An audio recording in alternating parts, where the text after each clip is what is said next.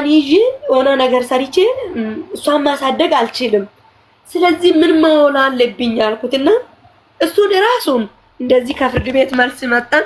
አለቀህም፣ አንተን አልፈልግም፣ እኔ ገንዬ ነው የሚፈልገው ብላ እሱን እምቢ ስትል ልጅቷ እሺ ምን ይሻለኛል ብዬ አማክሬው ሂጂና እኔ እንደፈለኩት እንደፈለክሽ አንቺ አሳድግልሻለሁ ዛሬ አይቅረብሽ ብሎ ከሸኘኝም በኋላ ነው እዚህ ደርሶኝ እዚህ ከደረስኩም በኋላ በቃ ልጅ እንዲህ ትሁን ሲል ስልኬ ተጠልፏል። ምንም ማውራት አልችልም። ካርድ ሞልተሽና በዋትስአፕ አውሪኝ አለ። ካርድ ደግሞ እኔ ምንም እንደሌለኝ ካርድ ሞልቼ ወደ ኢትዮጵያ መደወል እንደማልችል ስለሚያውቅ ሞልተሽ በመስመር ደዊ የለኝማ እንዴት 1000 ብር ተከፍሎልኝ እንዴት ሞላለሁ ሲለው የራስሽ ጉዳይ ብሎ ነው እንደሚመጣ አባብሎኝ እዚህ ጋር ከተተኝ። ልክ እነሱ አረብ እጅ ሲገባ ደግሞ መመለስ እንደማልችል አቅሜ ምን ጋር እንደነበረኝ ምን እንዳለኝ ጠንቅቆ ያውቃል። ስለዚህ አሁን መመለሻ የላትም። ከፈለሽ ሙሽ የሚለኝ ራሱ አለ። ልጅቷን ከፈለሽ ቀቅለሽ የሚለኝ ጊዜ አለ። ገብቷል። ግን ያኔ እናቴ ስላለች እንዲህ ይለኛል እያልኳት እሷ ነበረች ብታቆማ በቃ አይዞሽ ብትለኝ እንደዛ የሚለኝ ሰዓትም አለ። ምን ልበልክ እንደዚህ እኔ ምን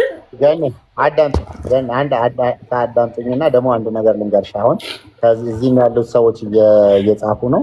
አሁን ነገ አንቺ ተረጋግተሽ ነይና መረዳት ያለብሽን እኛም ሌሎችም ሁሉም ሰው ያዋጣና የምንችለውን ነገር አድርገሽ ለልጅሽ በአካውንቱ አስቀምጠሽ መዝገብ ቀጥረሽላት እንዳልኩ አድርገሽ ከዚህ በኋላ ለምኖ እንደውም በቃ እንደገና መልሼ ልጄን መውሰድ እፈልጋለሁ ልጄን ማየት እፈልጋለሁ የሚልበት ነገር ይመጣልና አንቺ ግን ጠንካራ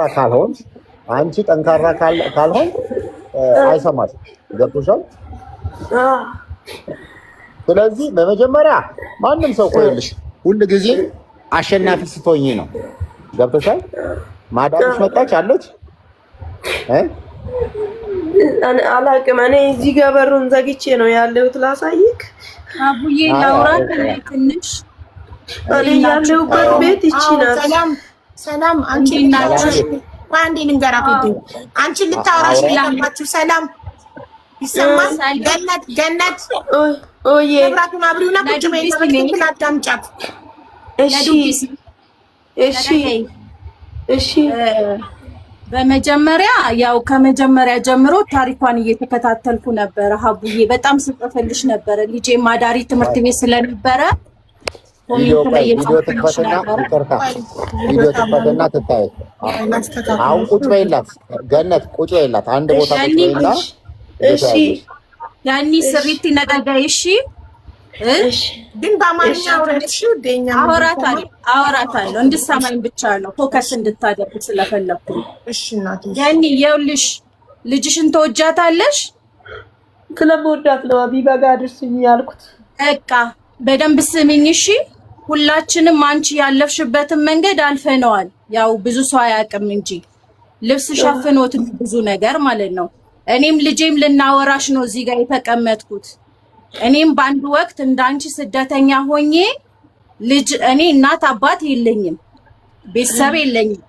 የማስቀምጥበት ቦታ ስለሌለኝ ኮሜንት ላይ ጽፌላችሁ ነበረ። ጓደኞቼ ጋር አንድ የባዳ ላይ ነበረ ትቼ የሚሄደው የነበረው የናዝሬት ህዝብ ያውቃል። እኩያ ጓደኞቼ ጋር ትቼው ነበረ የሚሄደው። እንደውም ያንቺ ልጅ 5 አመቷ ነፍስ አላት፣ ያንቺ ልጅ ማለት ነው። እኔ ገና በ2 አመቱ ነው ሀቡ ስደት የጀመርኩት ማለት ነው። ይኸው ሳሚያውን 18 አመት ሆኖታል። እሱም አጠገቤ ሆኖ ታይዋለች። ምናልባት ተስፋ ክሎናት ብዬ ነው። ምክንያቱም ተስፋ አትቁረጪ።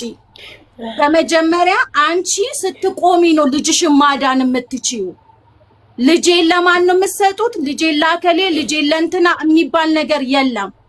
ወንድ ልጅ አንዴ ከሄደ ሄደ ነው፣ በቃ አለቀ።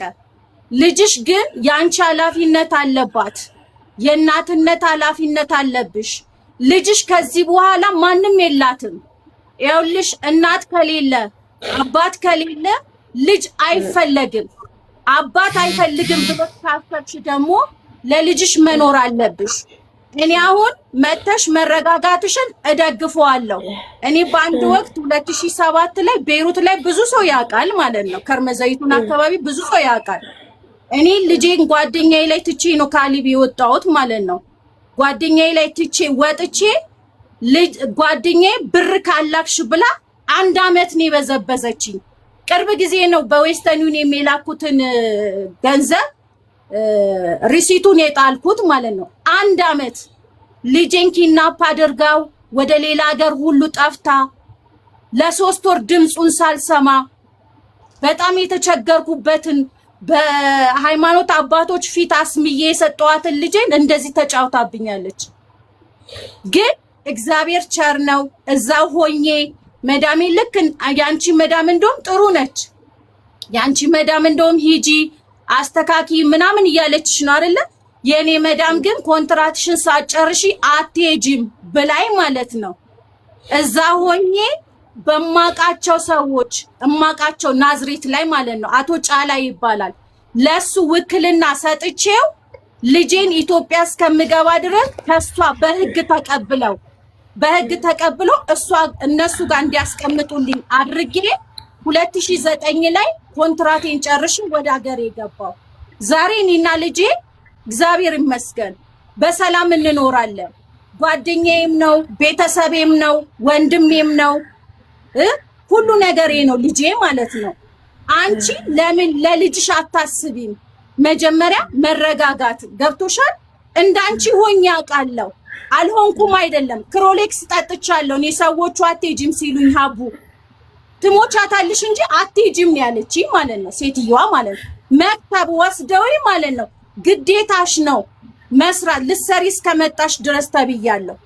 ይሄ በእኔ የደረሰውን ነገር ነው የምነግርሽ። ግን እዛ ሆኜ ተረጋግቼ ወደ ራሴ ተመልሼ ምንድነው ሶሉሽኑ ምንድነው መፍትሄው ብዬ ሳስብ እኔ መምጣት አይጠበቅብኝም፣ ወደ ሀገር ቤት መምጣት አይጠበቅብኝም። ውክልና ነው የላኩላቸው። ውክልና ልኬላቸው ልጄን ከእሷን በህግ በምን አፈላልገው ተቀብለዋት ንብረቴን ብትንትና አድርጋ ማለት ነው ሀቡ ባዶ እጄን ነው ሀገር ቤት የገባሁት። 1 አመት ነው የበዘበዘችኝ። ዛሬ ለዛች ልጅ ራሱ ይቅርታ አድርጌላት አወራታለሁ ማለት ነው። እና ልጅሽ ላንቺ ንብረትሽ ነው። እናትሽን አጣሽ አይደለ? የእናትሽ ምትክ እኮ ልጅሽ ነች። እኔ ልጄን ትላንትና ሳረግዝ የልጄ አባት ጥሎኝ ሲሄድ የእናቴም የአባቴ ምትክ ነው፣ ዘሬ ነው፣ ቤተሰቤ ነው፣ ወገኔ ነው ብዬ ተቀብዬው ማለት ነው። ይሄው ጎረምሳ ልጅ አለኝ።